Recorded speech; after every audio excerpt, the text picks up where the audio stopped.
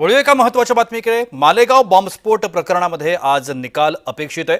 हिंदूंना दहशतवादी ठरवण्याचा प्रचार सुरू झालेला हा खटला अंतिम टप्प्यामध्ये आहे। आरोपींना फाशी देण्याची मृतांच्या नातेवाईकांनी मागणी देखील केली आहे। त्यामुळे आज या संपूर्ण प्रकरणामध्ये काय होतं हे पाहण्याचं औत्सुक्य आहे। संपूर्ण देशाचं लक्ष लागलेला हा निकाल। हिंदू दहशतवाद हा शब्द याच घटनेनंतर पहिल्यांदा अस्तित्वात आला असं म्हणायला हरकत नाही।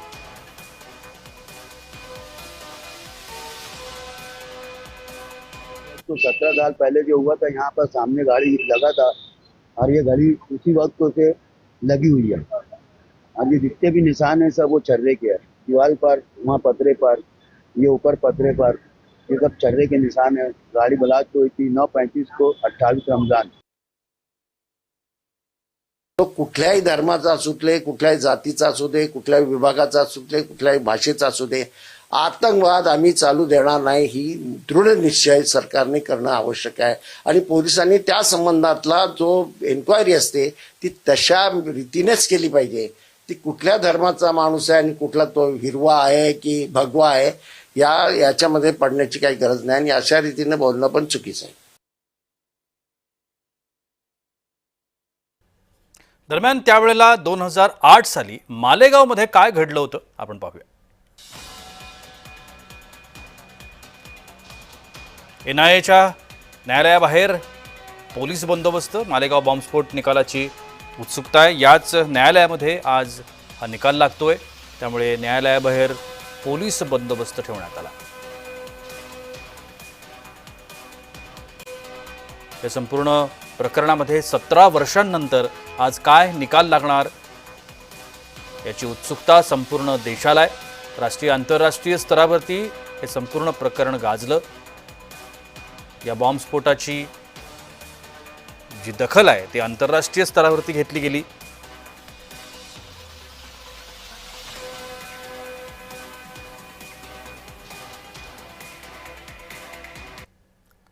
तर या संदर्भात आपण अधिक माहिती घेण्याचा प्रयत्न करूया। आमचे प्रतिनिधी मनोज दयाळकर आता माझ्यासोबत आहेत। मनोज, मालेगाव बॉम्बस्फोट ज्याने 2008 साली संपूर्ण मालेगाव हादरलं आणि या संपूर्ण जी घटना होती त्या घटनेचा निकाल आज येण्याची शक्यता आहे। एनआयएच्या न्यायालयाबाहेर या संदर्भात पोलीस बंदोबस्त देखील वाढवण्यात आला आहे। अधिकची काय माहिती आहे?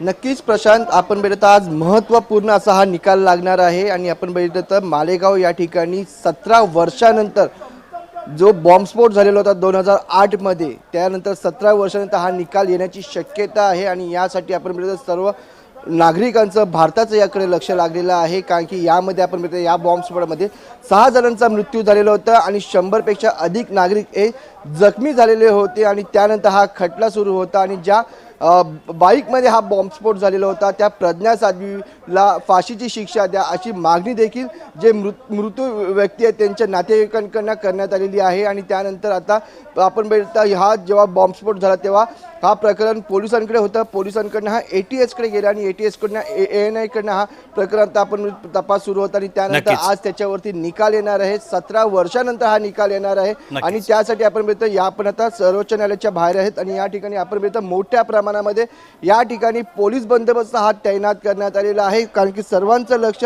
या निकालाकडे लागलेलं आहे। त्यामुळे या ठिकाणी आपण बघितलं पूर्णपणे पोलीस बंदोबस्त या ठिकाणी तैनात करण्यात आलेला आहे। कारण की या बॉम्बस्फोटामध्ये आपण बघितलं 6 जणांचा मृत्यू झालेला होता आणि 100 पेक्षा अधिक जण आहेत ते जखमी झालेले होते। आणि त्यानंतर आपण बघितलं ही जी मोटारसायकल होती ज्यामध्ये हा स्फोट झालेला होता ती आपण बघितलं साध्वी प्रज्ञा सिंग ठाकूर यांच्या मालकीची असल्याचा पोलीस गुन्हा दाखल केला होता। आणि त्यानंतर साध्वी ठाकूर यांना फाशीची शिक्षा द्या असे देखील मागणी या ठिकाणी करण्यात आली। आणि ज्यांच्याबरोबर जे 6 आरोपी आहेत त्यांना देखील या ठिकाणी फाशीची शिक्षा द्या अशी जे मृत व्यक्तीचे नातेवाईक त्यांच्याकडनं या ठिकाणी आपण मागणी केली जाते। त्यामुळे आजच्या निकालामध्ये न्यायालयाकडनं काय निकाल येतो याकडे आता सर्वांचं लक्ष लागलेलं आहे। पण आपण 17 वर्षानंतर हा निकाल लागतोय कारण की या निकालामध्ये मोठ्या प्रमाणात हा वेळ गेलेला आहे। त्यामुळे आपण बघितलं जो तपास यंत्रणा आहे त्या तपास यंत्रणेमध्ये पण आपण फरक नजर दिसून आलेला आहे। कारण की हा पहिला तपास ATS पोलिसांकडे होता, पोलिसांकडनं ATSकडे गेला। मनोज, या संपूर्ण बातमीवरती तुम्ही लक्ष केंद्रित करून राहाच, शिवाय या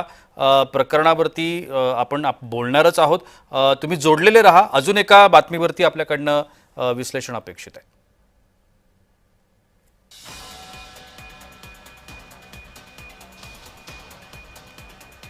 या संपूर्ण प्रकरणाचा निकाल आज अपेक्षित आहे. आज दुपारी हा निकाल लागेल असं म्हटलं जात आहे. मात्र आता या 17 वर्षानंतर न्यायालय संपूर्ण प्रकरणामध्ये काय निकाल देतं हे पाहणं औत्सुक्याचं ठरणार आहे. मालेगाव बॉम्बस्फोट प्रकरणी 2008 साली झालेलं हे प्रकरण आहे. 17 वर्षांनंतर या संपूर्ण प्रकरणी आता काय निकाल येतो याची उत्सुकता आहे. दरम्यान मालेगावमध्ये त्यावेळेला काय घडलं होतं आपण बघूया. 2008च्या रमजानमध्ये 29 सप्टेंबरला मुख्य चौकामध्ये, ज्याला भिक्कू चौक असं नाव आहे, त्या चौकामध्ये हा स्फोट झाला.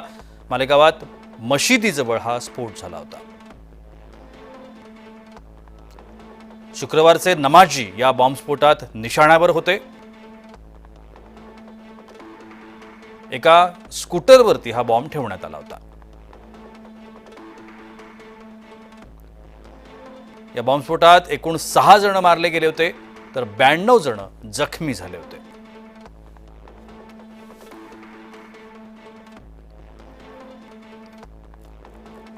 आज कुठेतरी त्या विषयाला पूर्णविराम मिळेल, आज न्याय होईल अशी आम्हाला अपेक्षा आहे.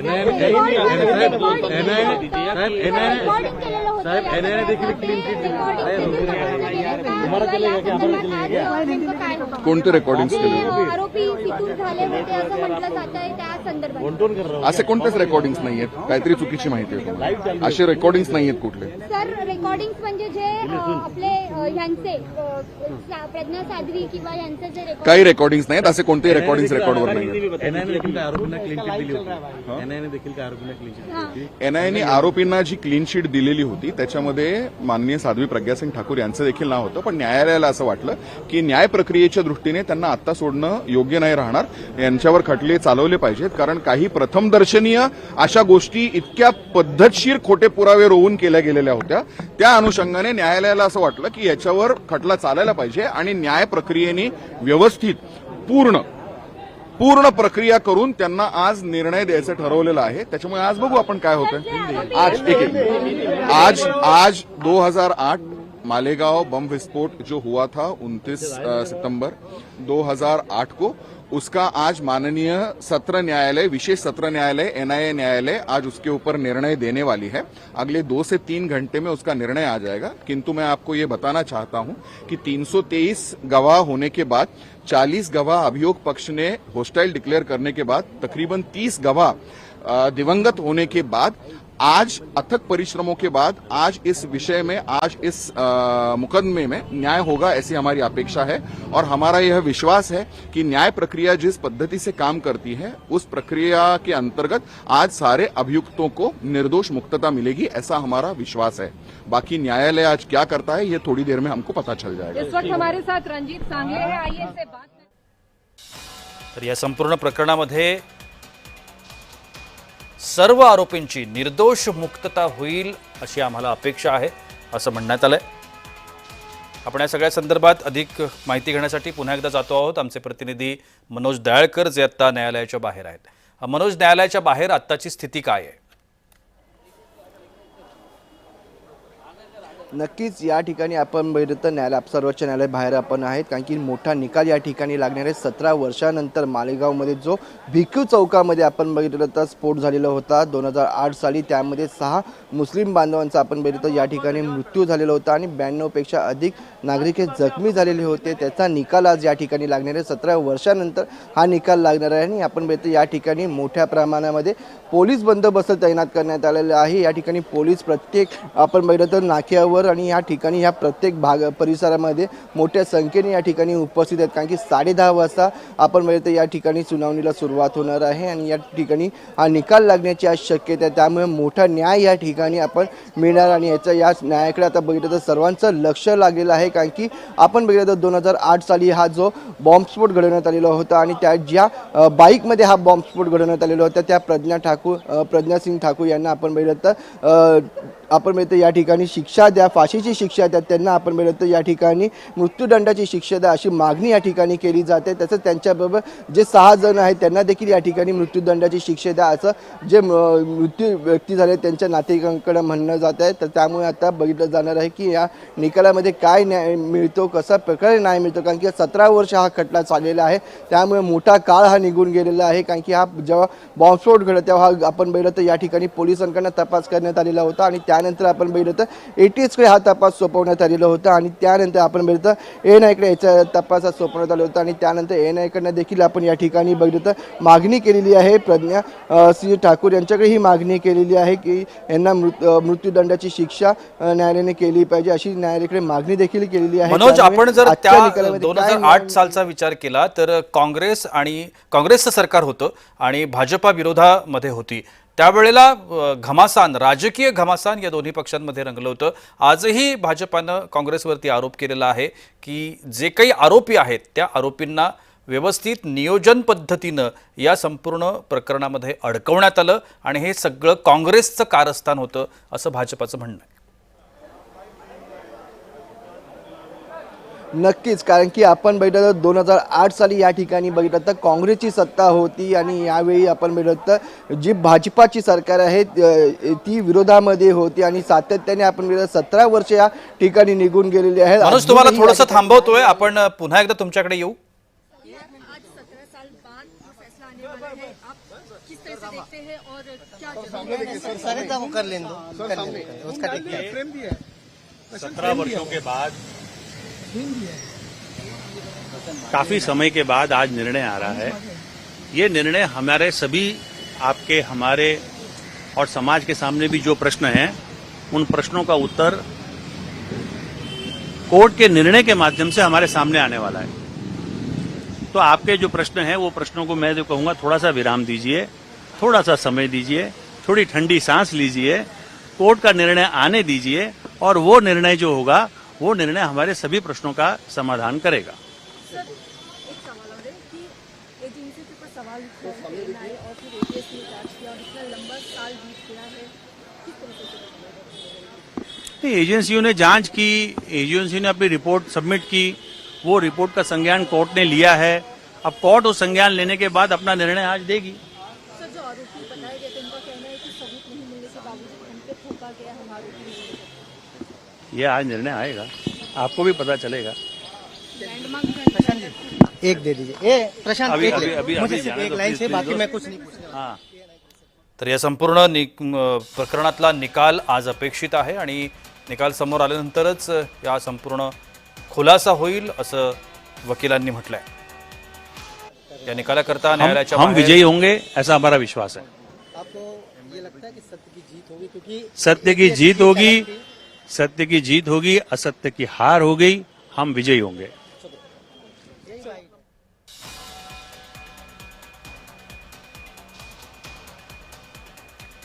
आपण आता व्हिज्युअल्समध्ये पाहतोय समीर कुलकर्णी जे या बॉम्बस्फोट प्रकरणामध्ये आरोपी होते, ते समीर कुलकर्णी आता या स्थितीमध्ये न्यायालयाच्या बाहेर उभे आहेत. न्यायाची अपेक्षा ते करतायत. आपल्याला या संपूर्ण प्रकरणामध्ये नाहक गोवण्यात आल्याचं समीर कुलकर्णींनी याआधी देखील म्हटलेलं आहे.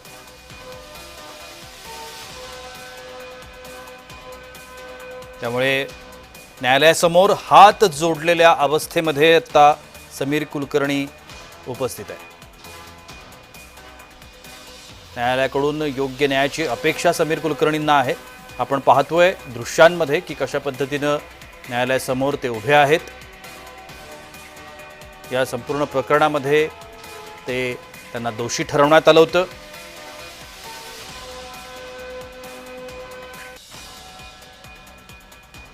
his place and he was the one who has provided the explosives and Now, these are mere allegations. Now, once the NIA itself is contradicting and putting loopholes into the theory of the ATS, then there is nothing that the prosecution can establish beyond reasonable doubt. so you are sure that they will be acquitted? We are hoping that justice will be served to us. Yes. Thank you. आज फैसले से क्या उम्मीद करते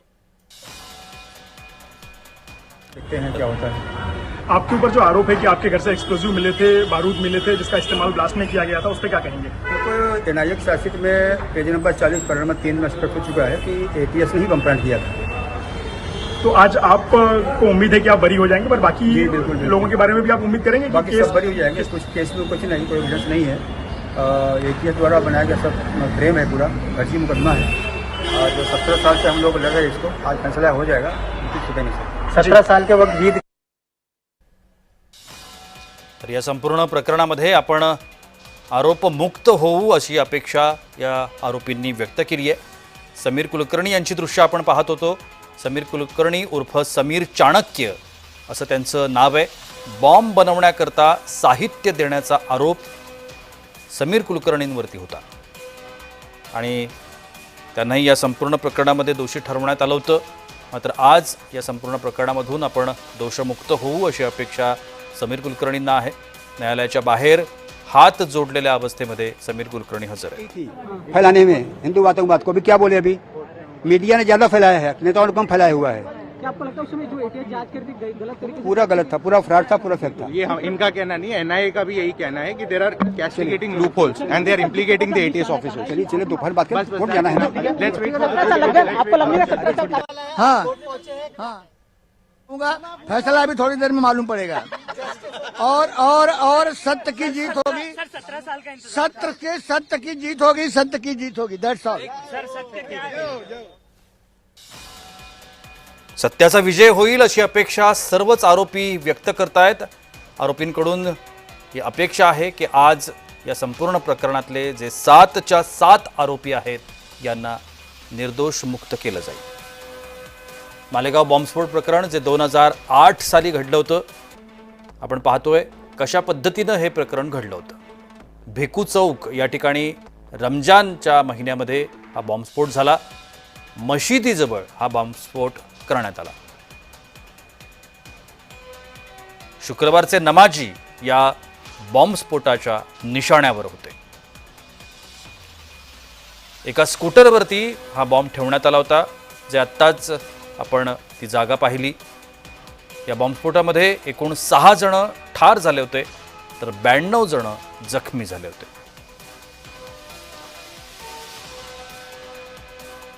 खटला कसा चालला बघूया। महाराष्ट्रातील तत्कालीन काँग्रेस राष्ट्रवादी पण आम्हाला पण नाही। हाँ चालेल, ठीक है सर। 17 साल बाद जो है वो फैसला आने वाला है। काय करतो? हाँ 17 साल बाद जो है वो आज मालेगांव मैटर में फैसला आने वाला है। ठीक है घर साहब एक ये ले लेते हैं। सर 17 साल बाद जो है वो आज फैसला आने वाला है मालेगांव मामले में। कई साल के इस फैसले को आज अंतिम जो है फैसला कोर्ट से दिया जाने वाला है। कैसे देखते हैं इस फैसले को, क्या कुछ मिलेगा?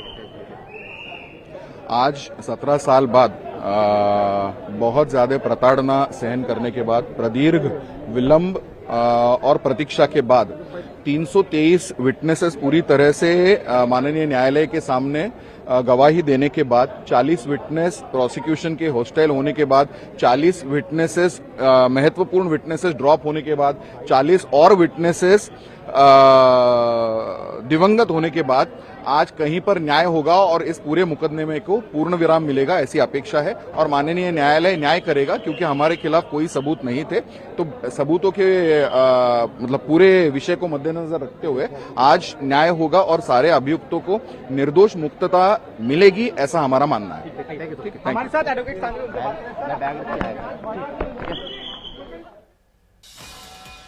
आरोपीच्या वकिलांचं म्हणणं आपण ऐकलं। सगळे आरोपी या संपूर्ण प्रकरणातून दोषमुक्त होतील आणि आज या प्रकरणाला पूर्ण विराम मिळेल असं आरोपींच्या वकिलांनी म्हटलंय। According to in the police ATS and NIA charge sheets against your client. Sir, there is no case against me actually. There is no any kind of materials against me. Not a single piece of material came on the record against my accused. All the things what they have explained in the charge sheet, it was a planted thing, which was planted by ATS. It is already narrated by the NIA also. So it's about your client, but what about other clients? Because you are in the trial, so you have seen. According to me, on others accused also there is no specific evidence is came. So likely they will get relief. Yes, we hope they will get relief because there is no absolutely there is no evidence in this case, entire case. Sir Nayak sir, हम हिंदी में भी जानना चाहेंगे आपसे कि आज जो verdict है उसमें आप क्या एक्सपेक्ट कर रहे हैं?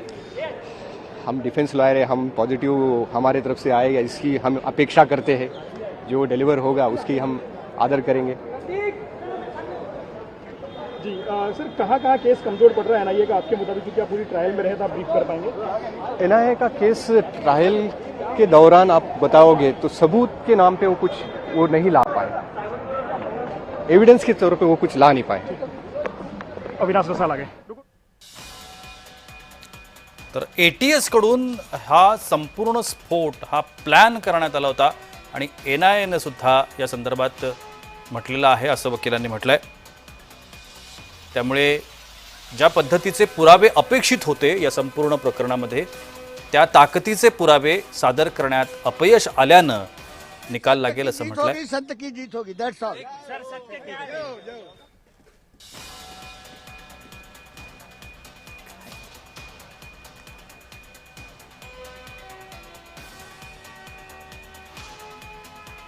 मालेगावमध्ये नक्की काय घडलं होतं आपण पाहतोय.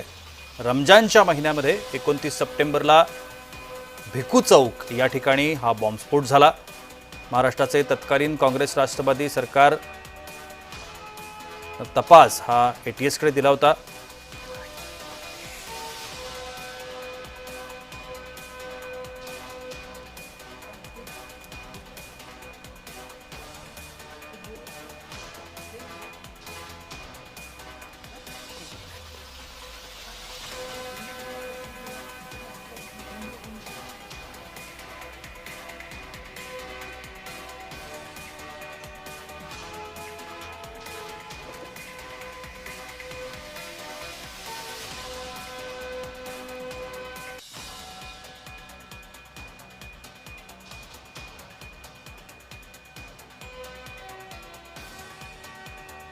व 40 साक्षीदारांनी सांगितले आहे की पोलिसांनी प्रताडना करून त्यांच्याकडनं खोटे स्टेटमेंट्स रेकॉर्ड करून घेतले.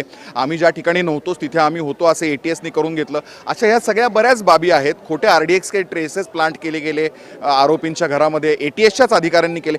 ह्या सगळ्या गोष्टी न्यायालयाच्या समोर आहे आणि कुठेतरी आज न्याय होईल अशी अपेक्षा आहे. त्याच्यामुळे आज बघू काय होतं. हा बॉम्बस्फोट जाते ATS कडे गेलं, ATS कडे NIA कडे आलं. किती फरक जाणवला ह्याच्यामध्ये, किती मोठा बदल झाला?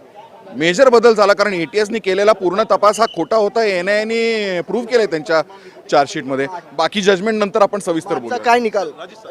व्हिडिओ जर्नलिस्ट विजय देशमुखसह मनोज जायकर, जय महाराष्ट्र न्यूज, मुंबई. तर या मालेगाव बॉम्बस्फोटामध्ये जे आरोपी होते त्या संदर्भातली आपण माहिती पाहतोय. स्वामी अमृतानंद देवतीर्थ या बॉम्बस्फोटाचा कट रचण्याचा आरोप स्वामींवरती होता. सुधाकर ओंकारनाथ चतुर्वेदी उर्फ सुधाकर चाणक्य शस्त्र पुरवण्याचा आरोप चतुर्वेदींवरती होता. साध्वी प्रज्ञासिंग ठाकूर माजी खासदार भाजपा बॉम्बस्फोटासाठी दुचाकी पुरवल्याचा आरोप साध्वीवरती होता. लेफ्टनंट कर्नल प्रसाद पुरोहित माजी लष्करी अधिकारी RDX मिळवण्यासाठी मदत करण्याचा आरोप कर्नलांवरती होता. मेजर रमेश उपाध्याय निवृत्त मेजर आहेत, त्यांना बॉम्बस्फोट बनवण्याचं प्रशिक्षण देण्याचा आरोप त्यांच्यावरती होता. तर समीर कुलकर्णी यांना समीर चाणक्य असं देखील म्हटलं जातं. बॉम्ब्स बनवण्यासाठी साहित्य देण्याचा आरोप समीर कुलकर्णी यांच्यावरती होता. अजय उर्फ राजा रहिरकर अभिनव भारतचे पुण्याचे कोषाध्यक्ष होते, ज्यांना या कटात सहभागी असल्याचा आरोप राहिरकर यांच्यावरती होता. असे 7 आरोपी या संपूर्ण बॉम्बस्फोट प्रकरणामध्ये आरोपी, आणि आज हे सगळे आरोपी निर्दोष मुक्त होतील अशी अपेक्षा आहे. NIAनं 2016 मध्ये आरोपपत्र या संदर्भातलं दाखल केलं. हा खटल्याचा दुसरा टप्पा आपण पाहतोय. जातीय तेढ निर्माण करण्यासाठीच हा स्फोट घडवल्याचं सरकारी वकिलांनी म्हटलं. प्रज्ञासिंग ठाकूर, श्याम साहू, प्रवीण तकलकी आणि शिवनारायण कलसांगरा यांना या संपूर्ण प्रकरणात क्लीन चिट देण्यात आली. कोणताही पुरावा आढळला नाही असं NIAनं स्पष्ट म्हटलं. जी राष्ट्रीय तपास यंत्रणा आहे. 7 जणांवरती आरोप निश्चित केल्यानंतर 2018 मध्ये प्रत्यक्ष सुनावणीला सुरुवात झाली. NIA न्यायालयामध्ये या सुनावणीत 323 साक्षीदारांची तपासणी घेण्यात आली. NIA न्यायालयातील सुनावणीमध्ये ही तपासणी घेण्यात आली. खटल्यातले 37 साक्षीदार फितूर झाले आणि एकूण 11 जणांना अटक करण्यात आली. रामचंद्र कलासंग्रा आणि संदीप डांगे हे या प्रकरणातले आरोपी आजही फरार आहेत.